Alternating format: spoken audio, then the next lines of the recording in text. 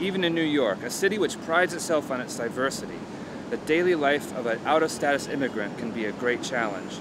But now the city government has come together to pass two momentous laws which promise to help bring them out of the shadows. We just passed in the City Council a bill that gives the power for the City of New York to issue out municipal identification cards to all New Yorkers. If you're a resident in New York, we want you to have the option to have a government-issued ID.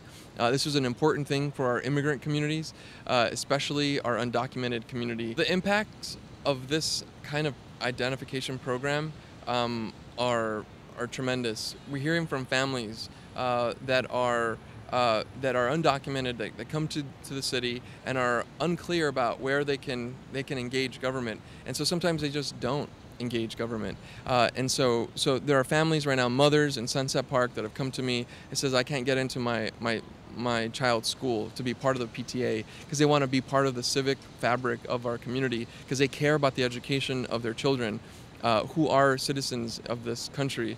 And so those are the kind of things and interactions we're going to be improving for our communities. We're very proud of our agencies in our city that have embraced this idea that the City Council has now passed and the mayor will sign this week. Councilmember Carlos Menchaca, who heads the Council's Immigration Committee, was co-sponsor and co-writer of the bill. He is also a proponent of a historic budget measure which will provide legal counsel for immigrants facing deportation. New York is the first city in the United States to do this.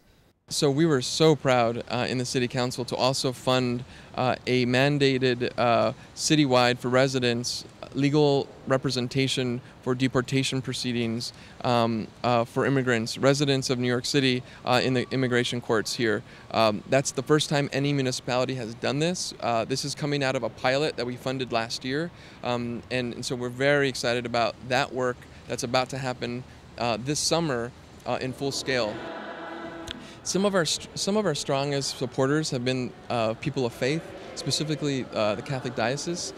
They understood this issue before the City Council did, because they were on the ground really working with immigrant families, understanding their needs at a local parishioner level. So we have been very thankful for them to be part of our process. As we move into implementation, we're going to need the diocese to be partners again to make sure that we get the messages out to all the congregations across the city. Representative Menchaca told me the cards would start being available in early 2015. This is Konrad Aderer reporting for Currents.